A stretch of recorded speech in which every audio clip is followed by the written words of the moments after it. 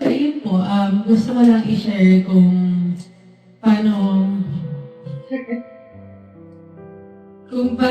si Lord, napakabuti niya po. Yeah. Sabi ko nga, hindi po ako iyakan, pero si Lord ang nakakaalam lahat ng, sa family ko, sa iba po. Hindi pa nila alam na iyakan ako, pero alam ni Lord lahat ng iyak sa kanya tuwing gabi po.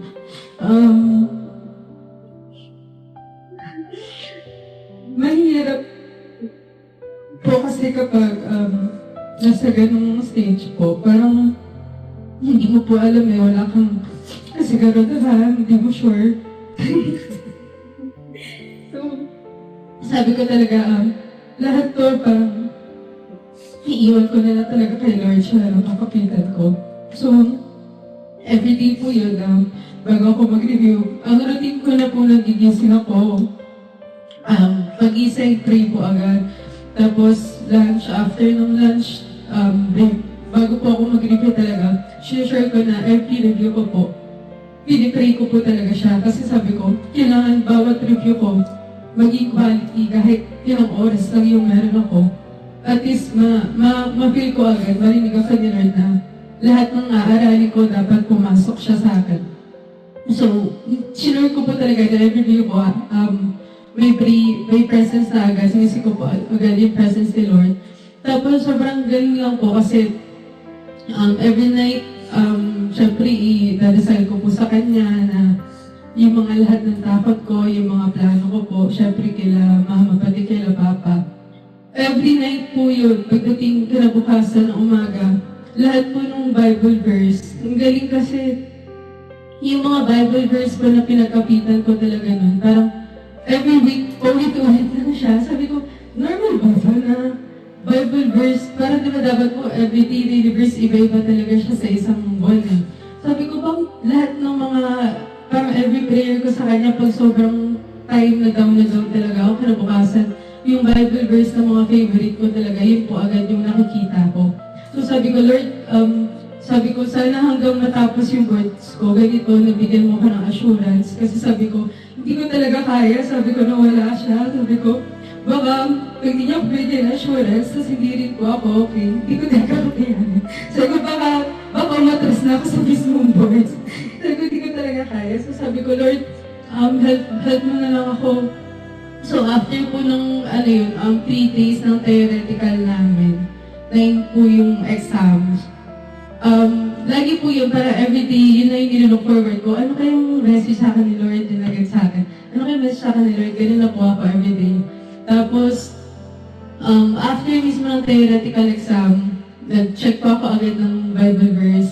Ang sabi niya po agad sa akin, parang rejoice. Sabi niya sa akin, rejoice, magpahinga muna kayo. Parang may ganun po sa verse. Sabi ko, Lord, sobrang thank you. Sabi ko, hindi man namin paalam yung result sa theoretical, pero doon pa lang sa binigay niya sa akin message na parang narinig niya po kami, narinig niya ako.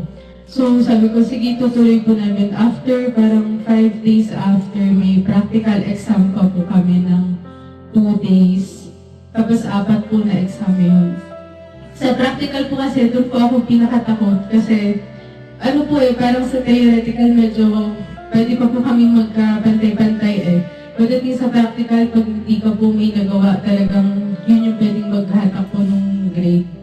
So sabi ko, batch, kasi parang batch, 3 batch po kami. So, sa batch 1 pa lang po yung first day batch 1. Ang dami na po namin narinig ng mga case na yung hindi po nag-fit yung mga gawa nila sa mga model, sa binigay po ng mismong PRC.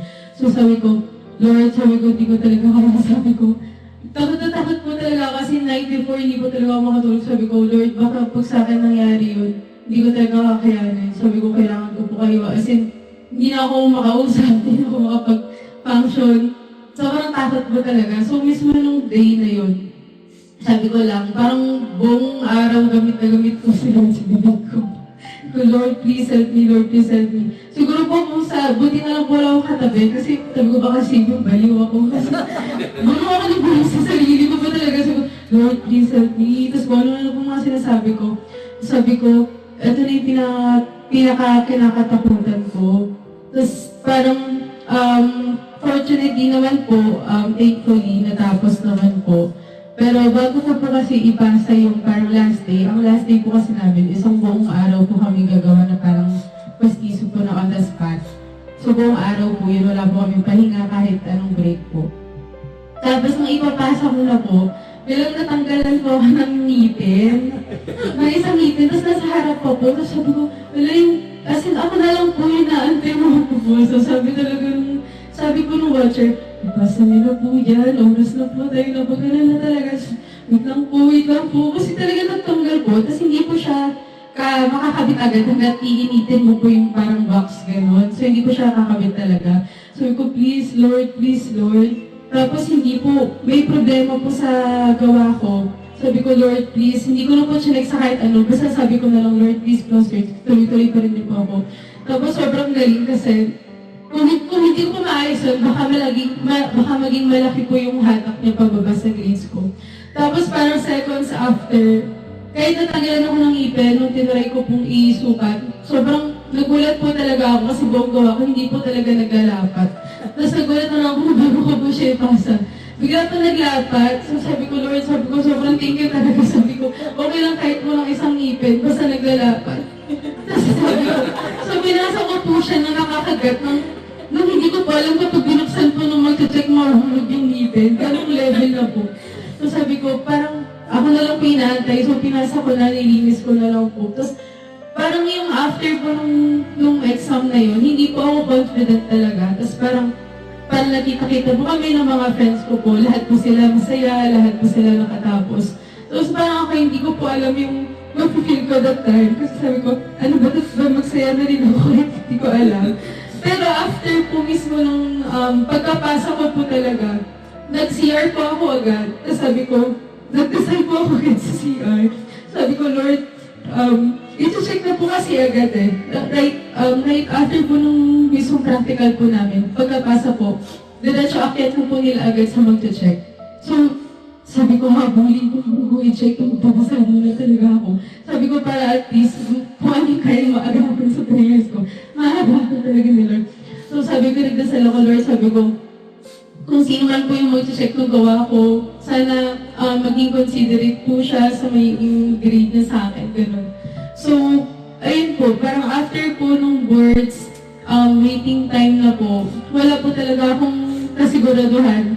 Sabi ko, si Lord na po bahala. Tapos sabi ko sa kanya na, hindi naman siguro ako ipapasa ni Lord, hindi niya ako pag-graduated kung hindi niya binigay sa akin tong dream na to sa akin. So sabi ko, kung ano na lang, kung anong i-result, kung hindi man po ako bumasa, okay lang po, at least na-experience ko, baka may ibang plano si Lord. Pero sobrang galing po talaga ni Lord. Sobrang tagaling niya talaga. As in, nagulat po kami, yung school po namin, lahat po kami pumasa. Top 1 performing school po yung CEU Makati po namin. Tapos, yun po yung dinadasal po kasi namin na parang kahit wala pong mag-top sa amin lahat, basta pumasa po kami lahat. Pero sobrang grateful pa rin po na may isa po kaming batchmate na nag-top pa rin po. And ayun po, dentista na po ako.